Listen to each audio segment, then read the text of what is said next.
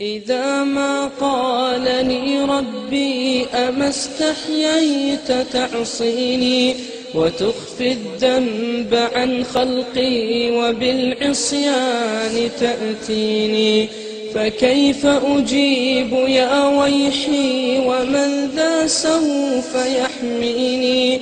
أسلي النفس بالآمال من حين إلى حين، وأنسى ما وراء الموت ماذا بعد تكفيني؟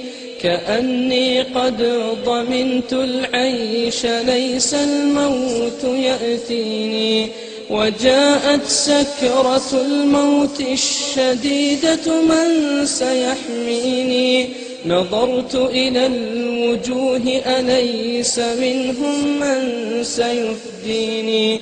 سأسأل ما الذي قدمت في دنياي ينجيني، فكيف إجابتي من بعد ما فرطت في ديني؟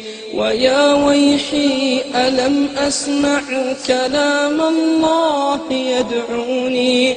ألم أسمع لما قد جاء في قاف وياسين؟ ألم أسمع بيوم الحشر يوم الجمع والدين؟ ألم أسمع منادي الموت يدعوني يناديني؟ فيا رباه عبد تائب من ذا سيأويني؟ سوى رب غفور واسع للحق يهديني. ارفعوا ايديكم معايا، ارفع ايدك، ارفع ايدك جامد، ارفع ايديكي، ارفعوا ايديكم كلكم، قولوا كده بألسنتكم، مش امين بس. ربنا آت نفوسنا تقواها وزكها انت خير من زكاها انت وليها ومولاها.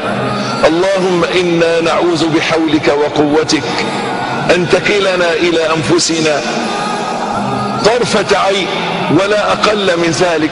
اللهم لا تكلنا الى انفسنا طرفة عين ولا اقل من ذلك، فانك ان تكلنا الى انفسنا تكلنا الى ضعف وعورة وذنب وخطيئة.